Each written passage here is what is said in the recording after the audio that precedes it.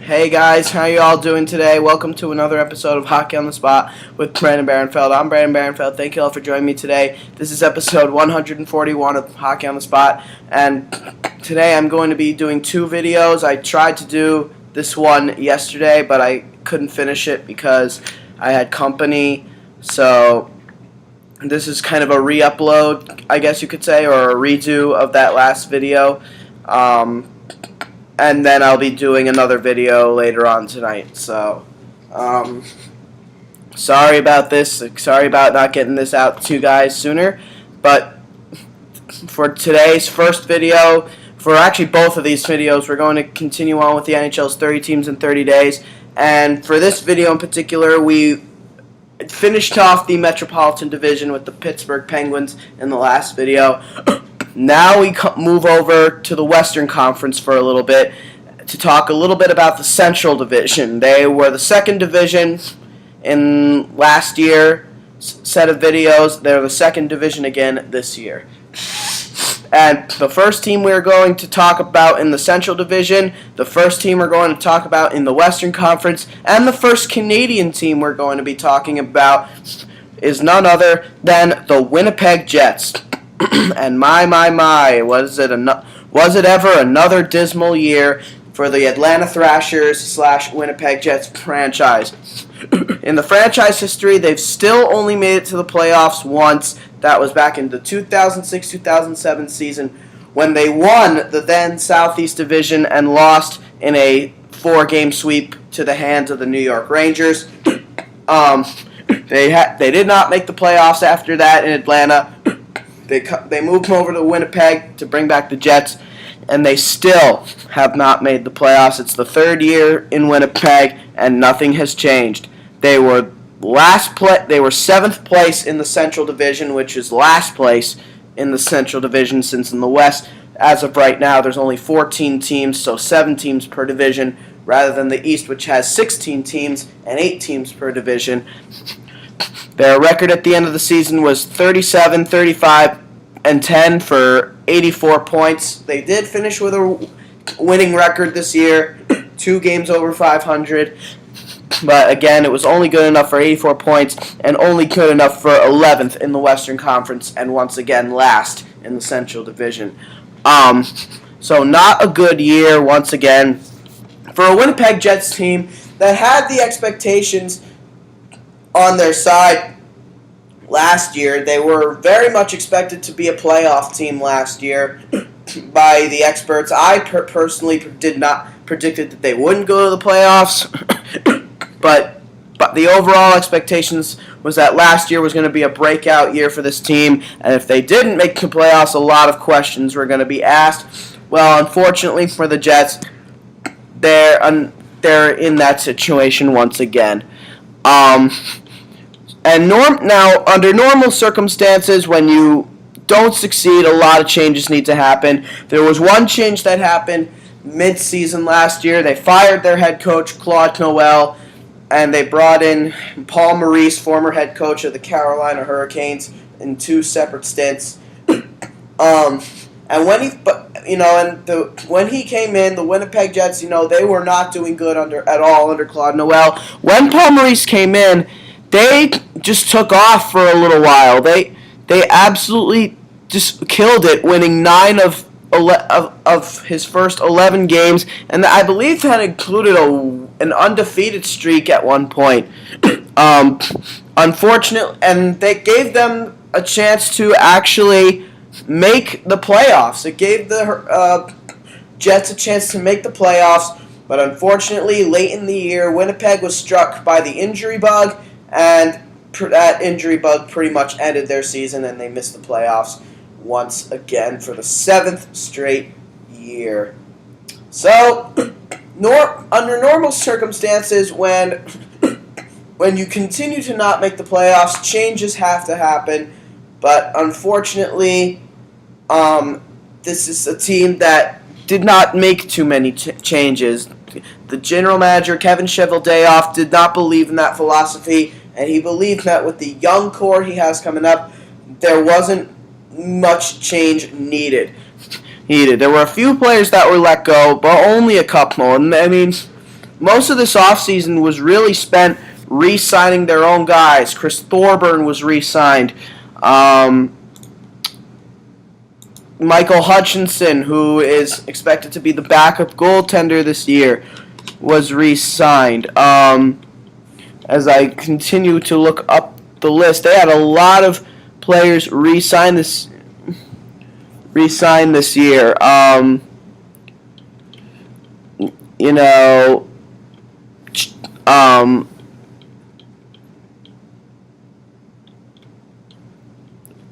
John Albert was re-signed. Patrice Cormier was unsigned. Eric O'Dell was re-signed. I mean, all three of these players were re-signed. I said unsigned for one of them. Sorry about that. I mean, these are all American Hockey League players, but still, just kind of getting a point across. Michael Frolik was re-signed. But he was only re-signed to a one-year deal, and we'll get into that a little later. Matt Halischuk was re-signed. So there, you pretty much get the point. A lot of these players, if not all of these players, were re-signed. I mean, there are only a few players let go this year. They lost goaltender Al Montoya. He served as the backup for the last couple of years. He went on to sign with the Florida Panthers, and they lost defenseman Zach Redmond.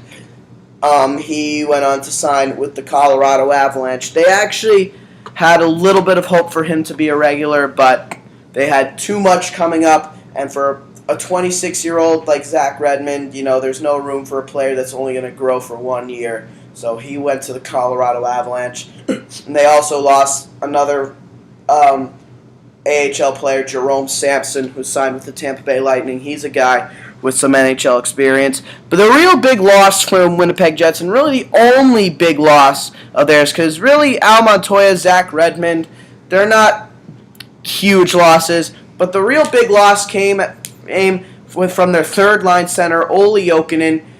We kind of knew he was going to be leaving, but he did not have a great Winnipeg Jets career. His first year, absolutely awful in Winnipeg. Last year, he was a little bit better. He played a full 82-game season, and he had 18 goals, 25 assists, and 43 points, but he was a -8, and he only generated 171 shots on goal, and he had 62 penalty minutes. So Olli Jokinen did not really do too great. In Winnipeg. Last year he was okay. Again, he was their third-line center, but he was really nothing special for them. They felt that there was room for improvement in that area, and there was room to get younger in that area. And so that was really the only area they felt they needed to fill this offseason, a third-line center. And so they acted by bringing in forward Matthew Perreault, coming over from the Anaheim Ducks. Matthew Perreault was a restricted free agent, and a lot of people thought that the Ducks were going to qualify him after he had a really good breakout year last year for Anaheim.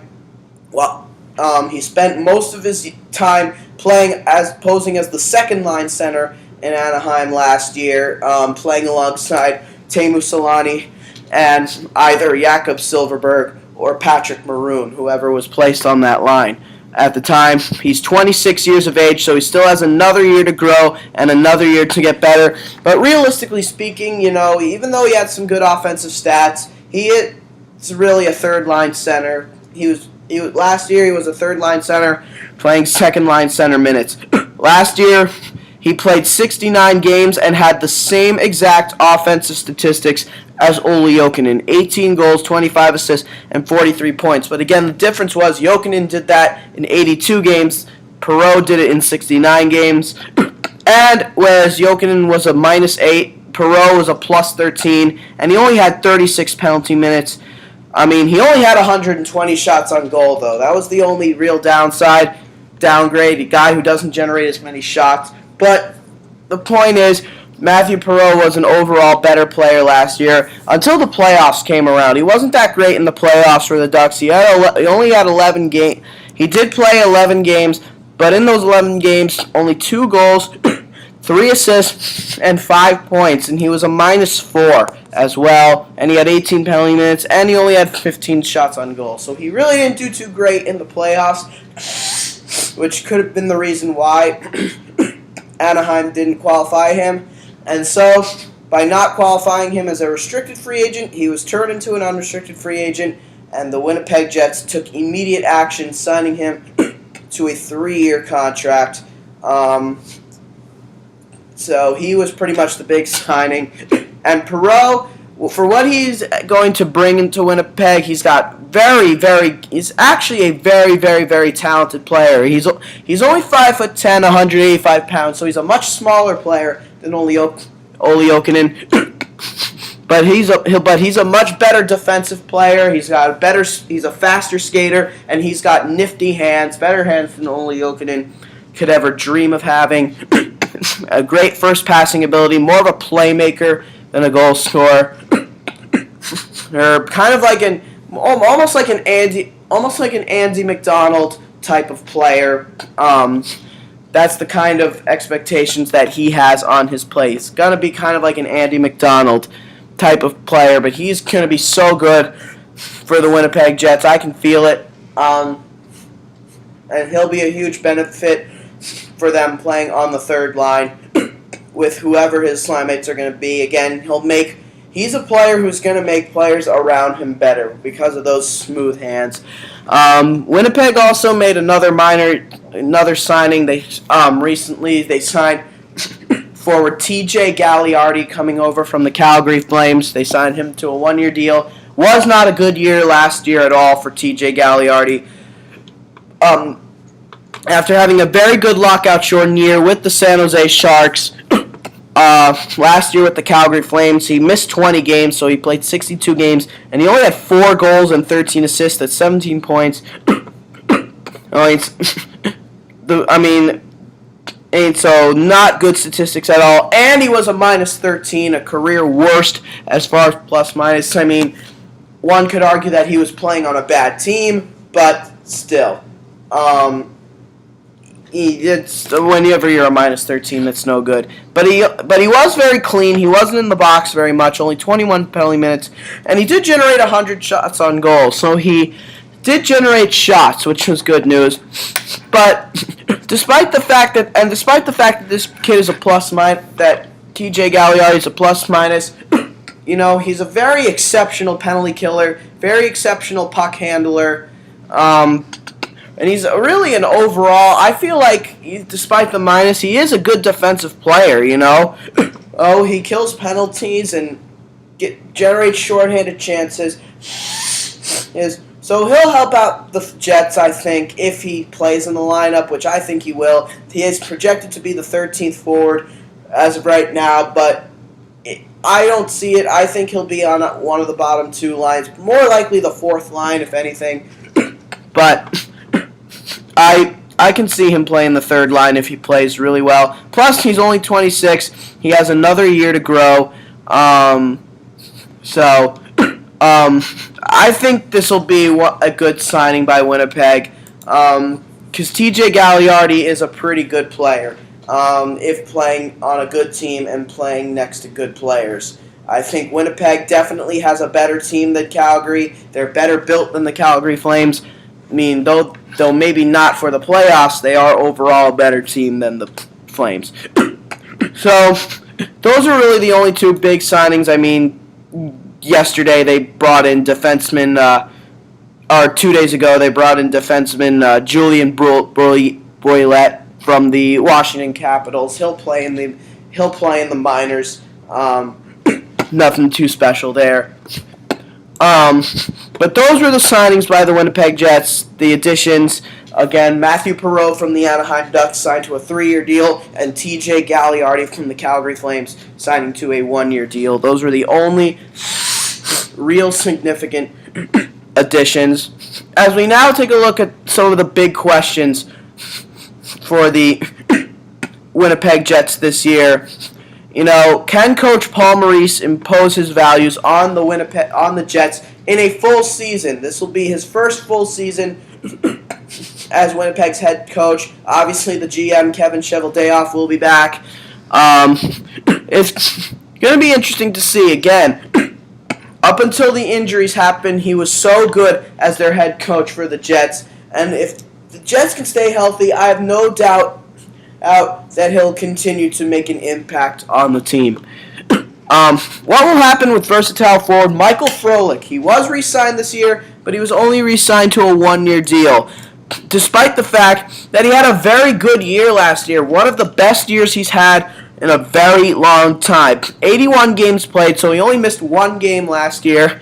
And he was playing on the top line with the likes of Brian Little and Andrew Ladd. And when you play with a guy like Andrew Ladd, things are going to happen, and things did happen for Michael Frolik. 15 goals, 27 assists. That 27 assists is a career high, and 42 points. He had a very good year. He was a +8, only 12 penalty minutes, and 189 shots on goal. That's pretty darn good for a guy who spent 3 years playing really on the fourth line for the Chicago Blackhawks. Though he was a valuable player for the Blackhawks in a different way, he kind of made a different kind of impact with Winnipeg, kind of having a huge comeback year. Has Michael Frolik, career-wise, lived up to his former 10th overall status from the 2006 draft? He was taken by the Florida Panthers. Absolutely not. He has not lived up to his draft status, but he definitely, at the very least, has proven himself to be a good two-way player, very exceptional penalty killer. And he's still got another year to grow. Half a year to grow. He'll be 27 in February, therefore entering his prime. So this is going to be a big year for Michael Frolik to see if he could repeat the same kind of year he had in Winnipeg last year. Can the Jets avoid letdown games? They were not a good team. They were not a good team on the road last year. They lost several road games to non-playoff teams, and that included the Florida Panthers, Buffalo Sabres, and Edmonton Oilers, which was terrible. Not to mention, they were not a good team within the Central Division. And that's another question. Can the Jets improve against the Central Division? A 9-15-5 record against the Central Division opponents, which means, from the realistic standpoint, most of their success, believe it or not, came against Eastern Conference teams that were in position to make the playoffs and teams in the Pacific Division. That's where most of their wins came against this past year, and that's not good enough. When you don't win games against teams within your own division, that is the Central Division for the Winnipeg Jets, you're not going to make the playoffs because division games consume a big chunk of your schedule, and those are the most important games in a season without question. Those are big games that the Jets had to win, and they did not win. Not to mention, they weren't even that great of a home team this past year. Can Andre Pavlik break his way out of the bottom echelon of NHL goaltenders? Andre Pavlik, he's back again for the Winnipeg Jets, and ever since he broke in, he has not proven himself to be a true starter. After being a superstar for the Chicago Wolves of the American Hockey League, when he came up, everyone thought he was going to be a really good goaltender.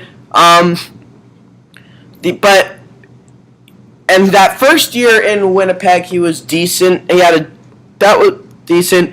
But that was the only year he was really okay. He had 29 wins that year, but he had 28 losses. But even then, 28 losses and 9 overtime losses. He has not been very good at all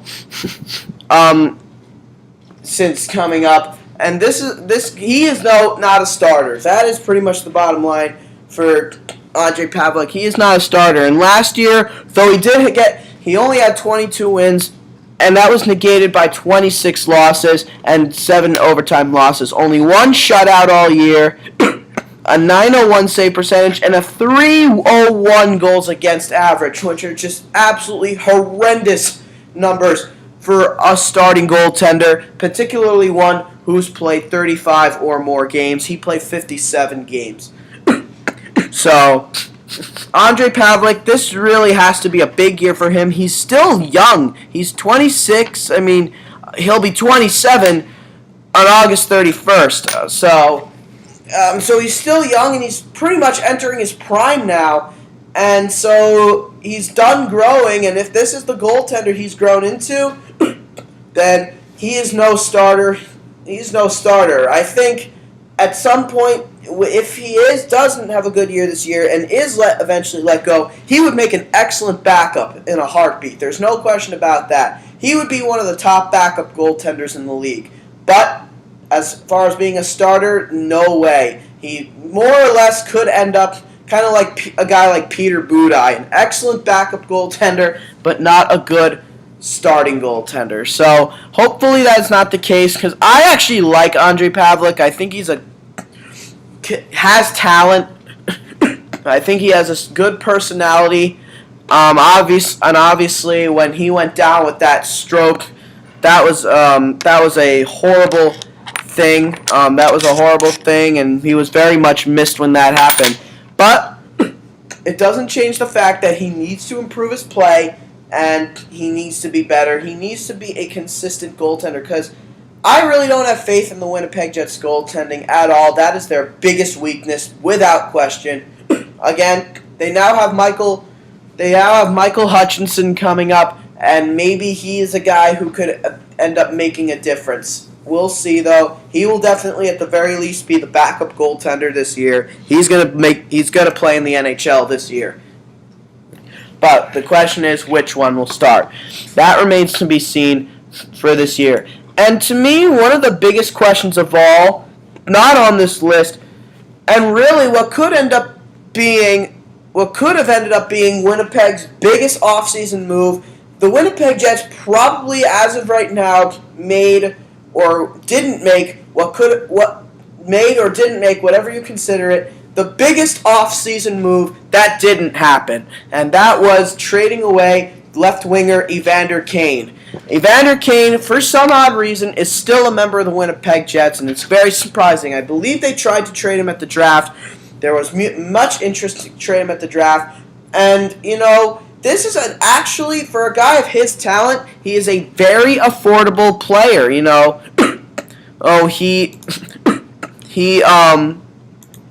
he's got 4 years remaining on his contract. That's a lot of years, but he's making $5.25 million a year, which is very, very affordable for a player of his talent.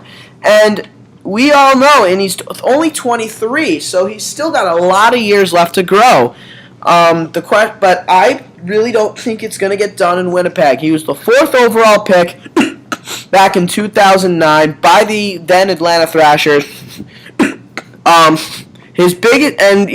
the course of the first 3 years, he was improving, and he had a career year in 2011-12, the first year of the Winnipeg Jets. He played 74 games that year, 30 goals, 27 assists, and 57 points, a plus 11, 53 penalty minutes, and 287 shots on goal. So with the exception of the penalty minutes, everything was a career high. And actually, the penalty minutes was a career low, which is actually a good thing when it comes to penalty minutes.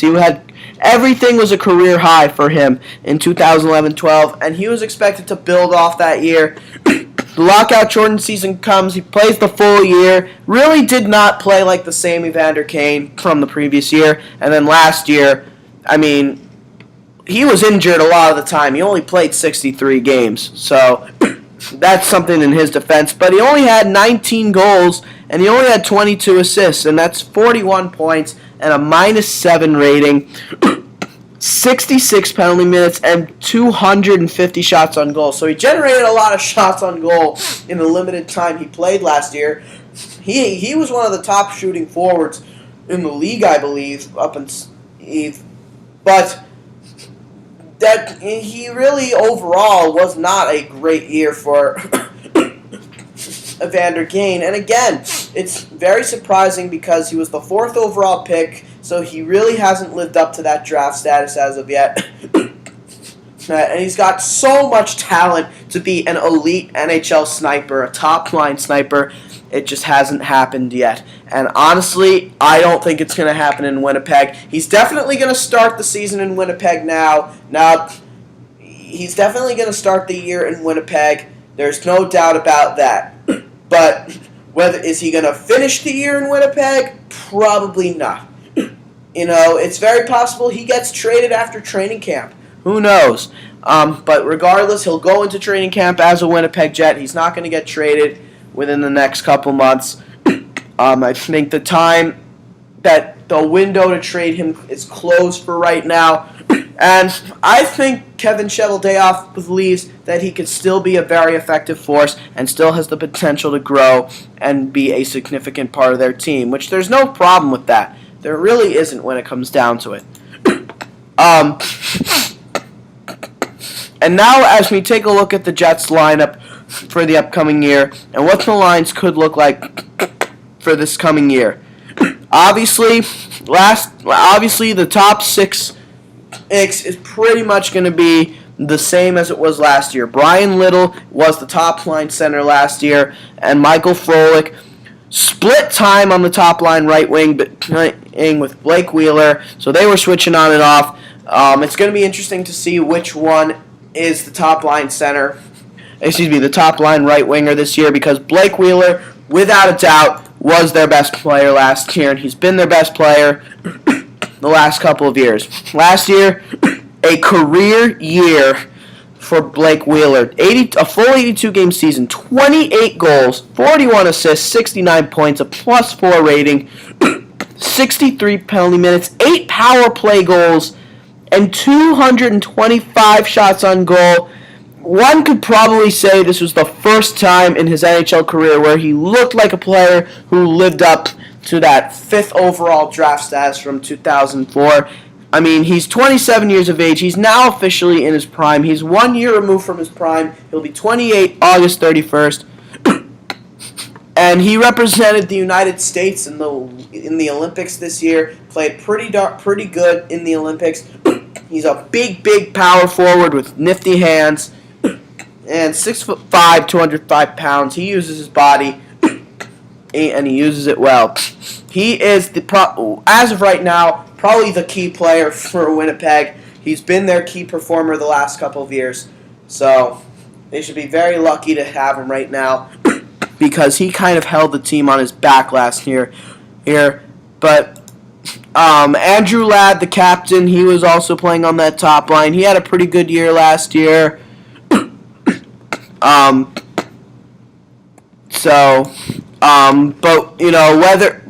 Between Michael Frolik and Blake Wheeler, which one will be the full-time top-line right winger? That remains to be seen. And then they have Brian Little listed as top-line center.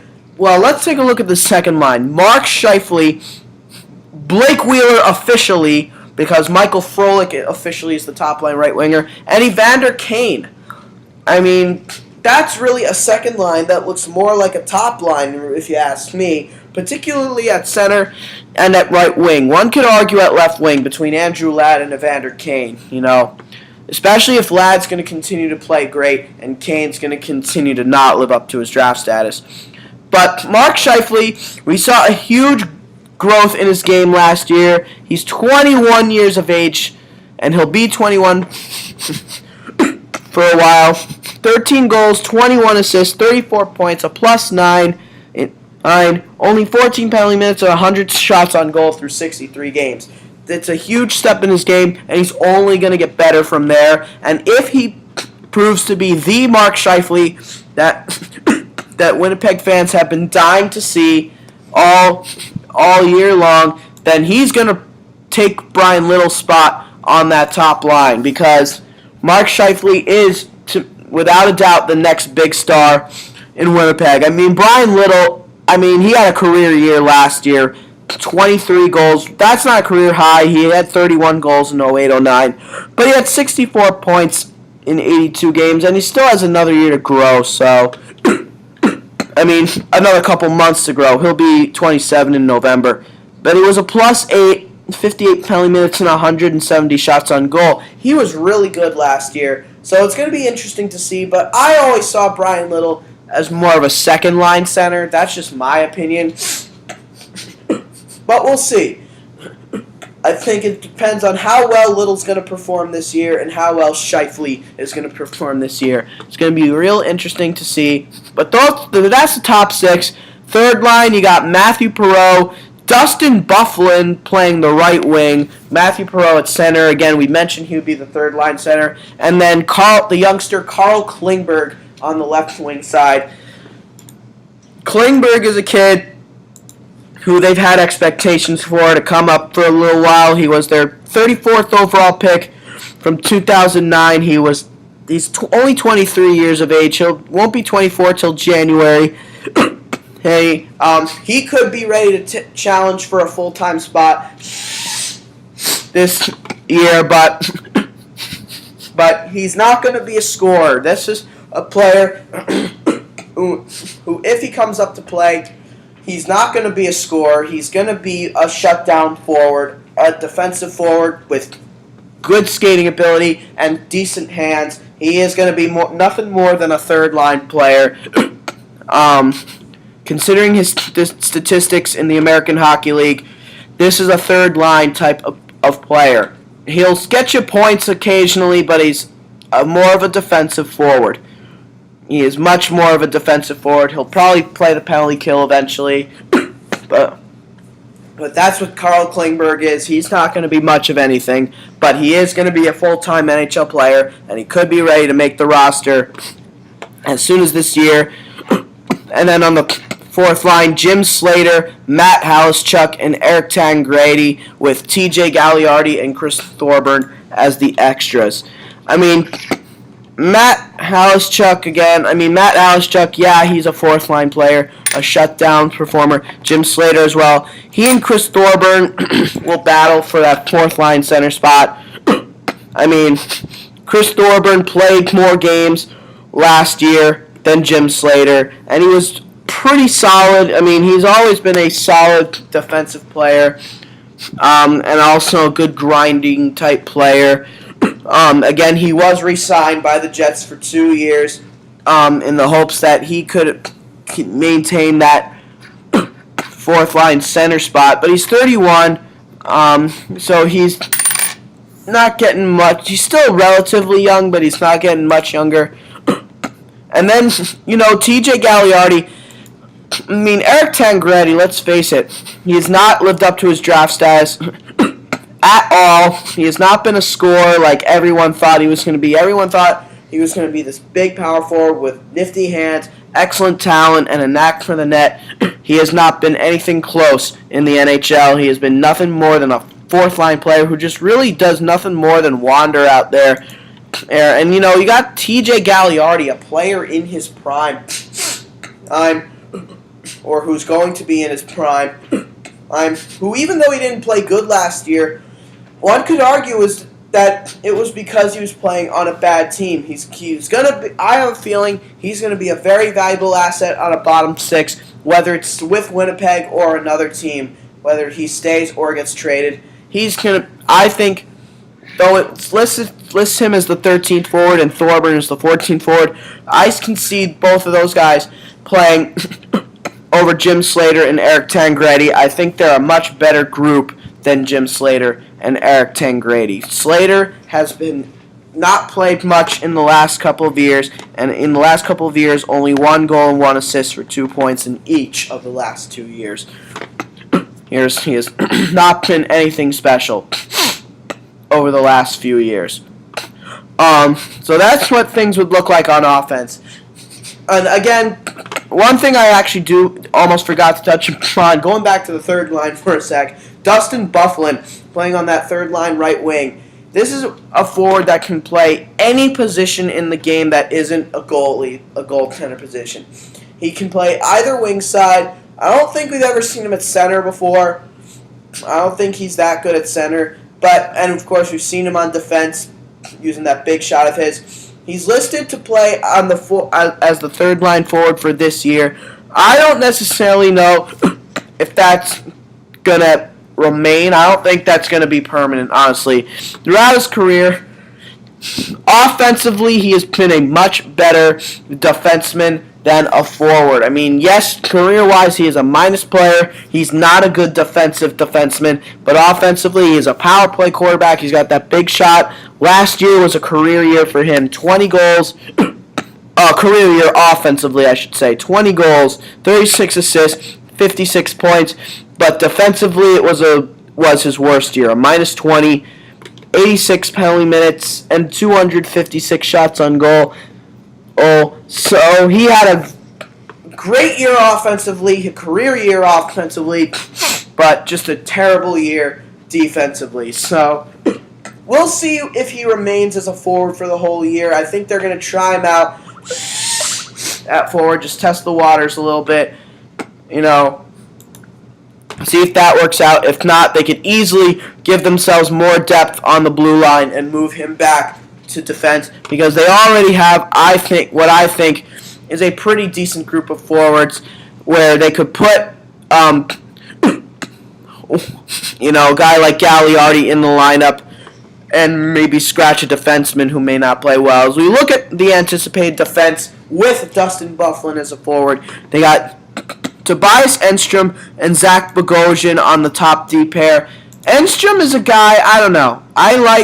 This is a guy who, is 29 years of age, and to some extent, many people feel that he's getting much worse from here.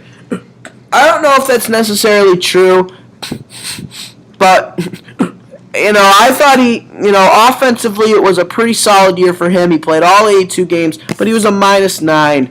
So, he's a big concern defensively, not to mention he's very small. So,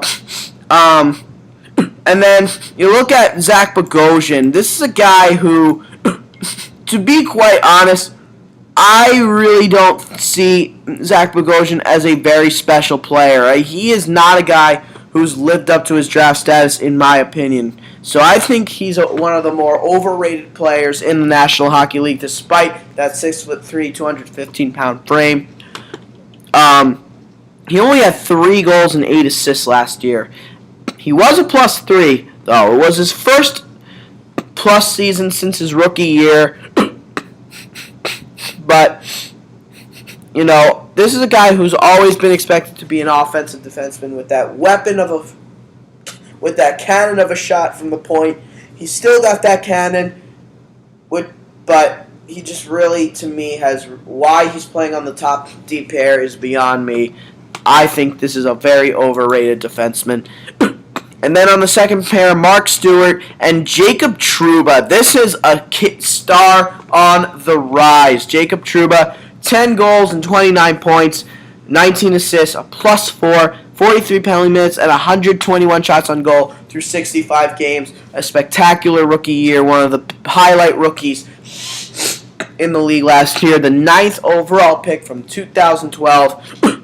This kid bears the future of the franchise on his back. He is going to be their franchise defenseman for years to come. I expect him to build off a tremendous rookie year. Whether he has an off year this coming year or not, always got to watch out for that sophomore jinx. But you can build even with that. That is just my opinion. He's just only going to get better, and eventually he is a guy who's going to play on that top defense pair. And then, of course, you got Mark Stewart, who's nothing but a physical presence. This guy is a penalty minute machine, but he was so good last year, +11 rating. So he is a shutdown defenseman, and a very good one at that. And then on the third pair, guys like Adam Party, Paul Postma, and Grant Klitzum is the 7th defenseman. And not a very good year for him last year. He didn't play that many games. Adam Party, he is an interesting one. He's 30 years of age. He played a lot of games last year, and he actually came up big in big situations. He's a shutdown guy, so not going to get a lot of points. And then Paul Postma, he is an offensive defenseman, but he didn't play that many games last year. This will probably be, at 25 years of age, this will probably be Paul Postma's first full NHL season. There's no doubt about it. He'll be on the team full-time this year. There's no doubt about it. And hey, you get Dustin Byfuglien back in the lineup, and Postma doesn't perform, he can easily be a healthy scratch and push Grant Klitzum back to being the 8th defenseman. So, we'll see. It's going to be very interesting to watch the Winnipeg Jets this year. As we now take a look at their top 10 prospects, well, actually, just before we do that, there are a bunch of players in Winnipeg who have the potential to battle for spots this year. Because there's a lot of question marks looking at this lineup, even though it's a good group of forwards. There's a good group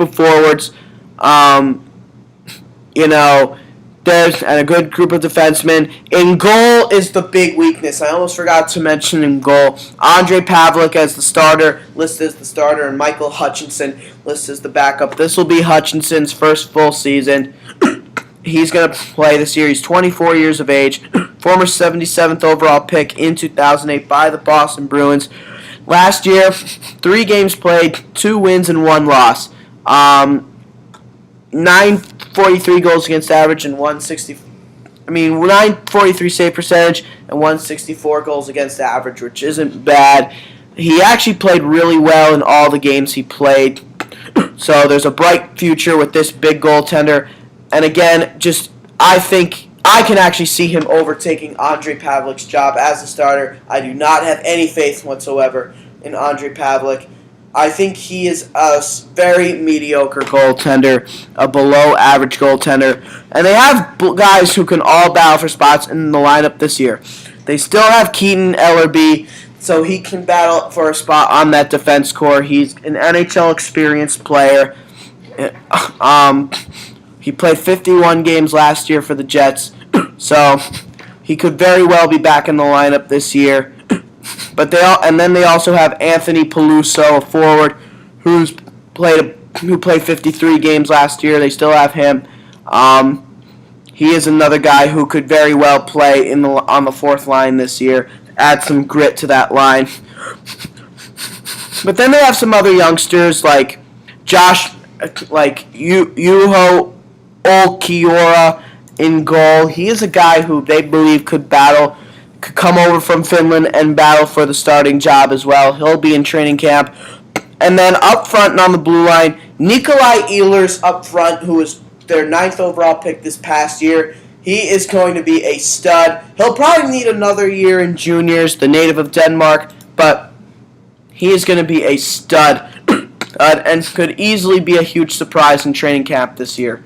He'll be in camp at the very least. But this Danish player is expected to put Denmark on the map as far as hockey goes. This guy is an offensive stud. Or he's basically the Danish version of Jonathan Drouin. And then you got Joshua Morrissey.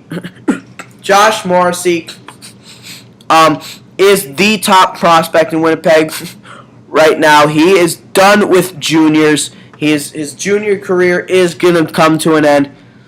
And this year, I have a feel. I mean, unless he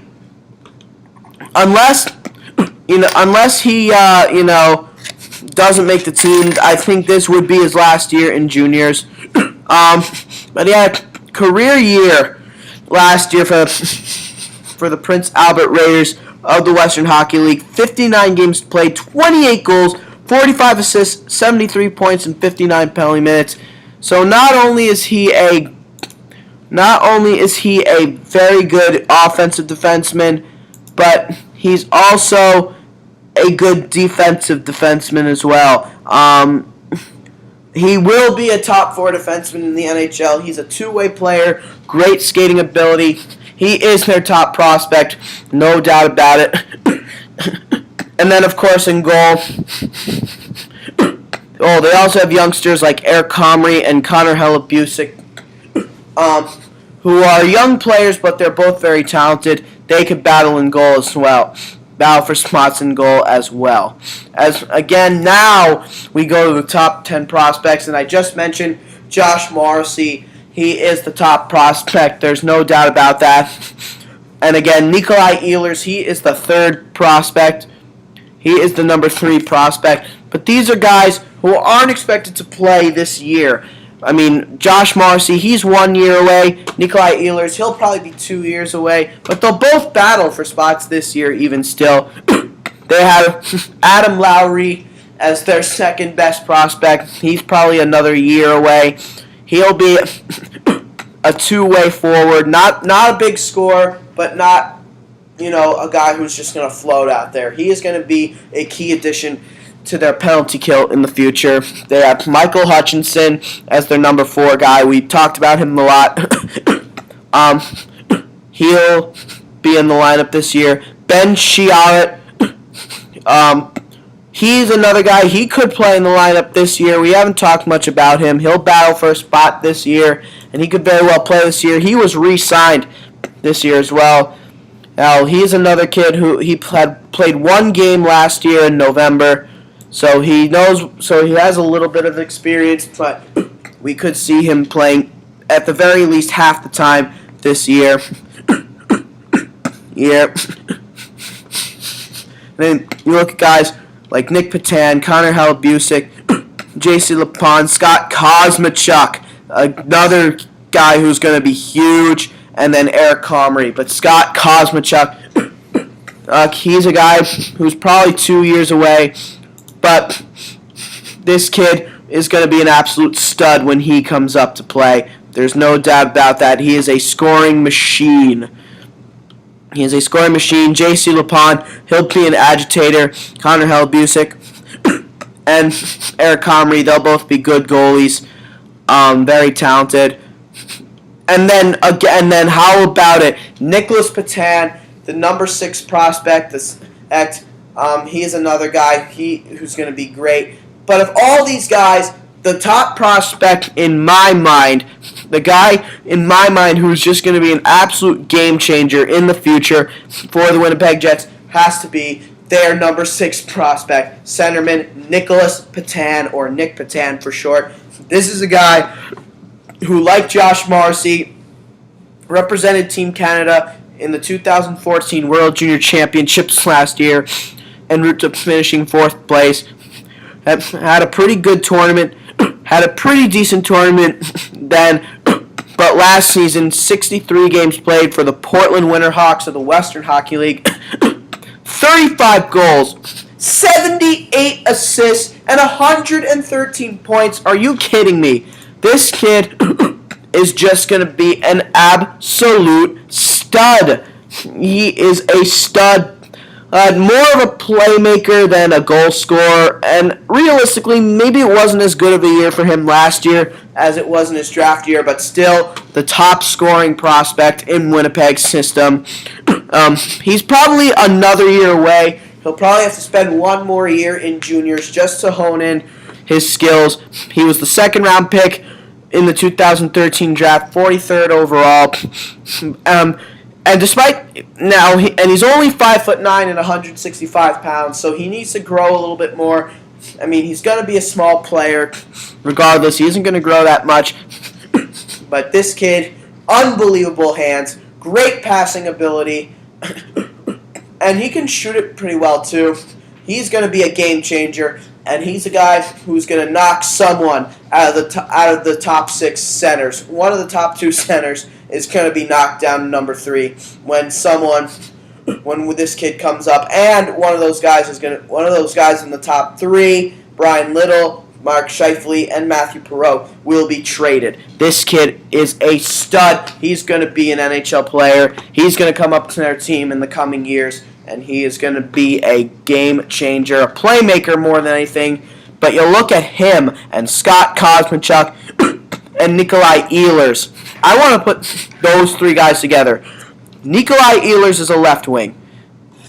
Nick Patan is a center, and Scott Kosmachuk is a right wing. Their number 3 prospect, Nikolai Ehlers, Nick Petan is number 6, and Scott Kosmachuk is number 9. Put those guys together, and you got 3 players who all had over 100 points last year in their respective leagues. Nikolai Ehlers, 49 goals, 55 assists, 104 points for the Halifax Mooseheads of the Quebec Major Junior Hockey League, the top rookie in the Canadian Hockey League through 63 games. He was their 9th overall pick last year. Nick Petan, as I already talked about him. 35 goals, 78 assists, 113 points for the Portland Winterhawks of the Western Hockey League. He's a center. 2nd round, 43rd overall, 2013 draft, 63 games played. And Scott Kosmachuk, their 3rd round pick, and number 70th overall in the 2012 draft, through 68 games played, 49 goals, 52 assists, 101 points for the Guelph Storm of the Ontario Hockey League. Put all 3 of those guys together, and you got one dynamic line right there, and Nick Petan, to me, highlights that line. He is going to be so good. Those other guys are going to be great too, though, but Nick Petan, he is going to make them better, and he is my top prospect in this top 10. Even though Josh Morrissey is the top prospect, Nick Petan is my top prospect.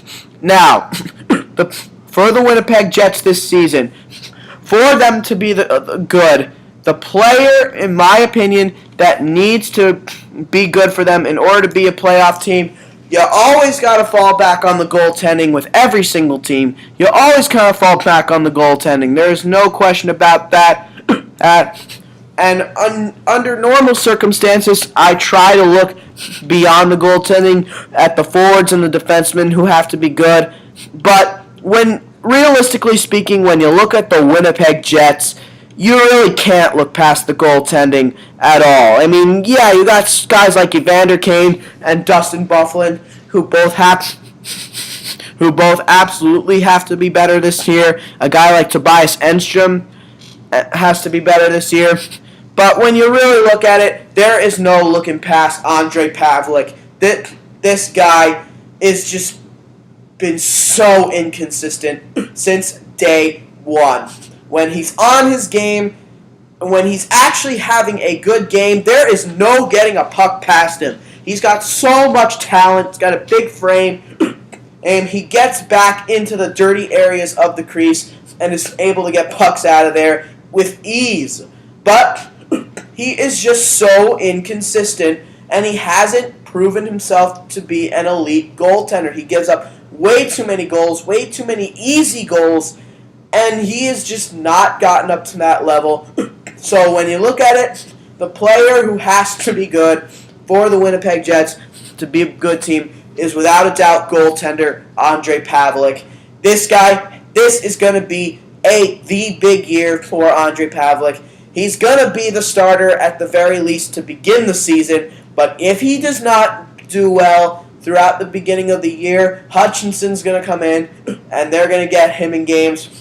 And if he doesn't do well this year, because he's only a rookie, and with rookie goaltenders, you can really never tell, I still think there's going to be a lot of improving to do with this kid, and in which case, if Pavlik doesn't play well, the Jets are going to have a problem.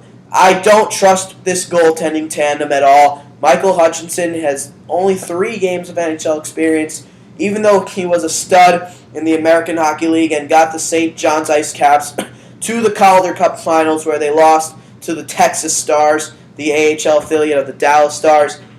Despite that, Michael Hutchinson being one of the key players in that playoff run, despite that, to me, Pavlik really is the guy. He's the starter right now, and he's got to be good. There's no doubt about it. It all falls back on Andre Pavlik. So if he's not good, then the Winnipeg Jets are not going to be a playoff team this year. Overall, though, do I think the Winnipeg Jets are going to be a playoff team this year? Honestly, my faith in Andre Pavlik is just non-existent. And I just said a couple seconds ago that if Pavlik's not good, then there's no playoffs this year for the Winnipeg Jets, and I don't think Pavelek's going to be good. So, in my opinion, no. The Winnipeg Jets are not a playoff team. They have a good group of forwards and a team that has the potential to be one of the top scoring teams in the league. And even their defense at times is really, really good. Even if this group of defensemen isn't necessarily that good, they have a good group of prospects on the blue line coming up, particularly Josh Morrissey. But I think this is a good group of defensemen. I don't think it's the best in the league, but I definitely don't think it's the worst. This defense core has potential, as does that forward core, but it's in goal where all the concerns come in. In goal, there's just nothing there. I think the other three goalies in their system, Michael Hutchinson, beyond Michael Hutchinson, Juho Okiora, Eric Comrie, and Connor Hellebusik, they're very talented, but they're all very young, and they all don't have NHL experience. So, who knows?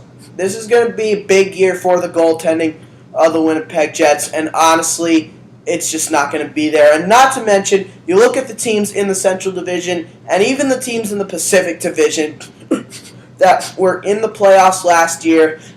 Plus, you got to look at one team that wasn't in the playoffs last year, the Phoenix Coyotes, or now the Arizona Coyotes. They're a team that battles too. They're a team that's in that mix too.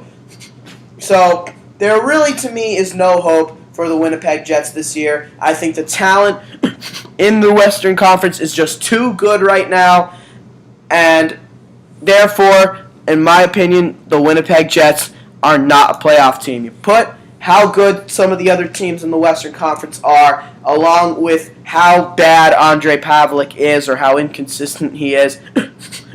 No, the Winnipeg Jets are not a playoff team this year. And that'll do it for episode 141 of Hockey on the Spot.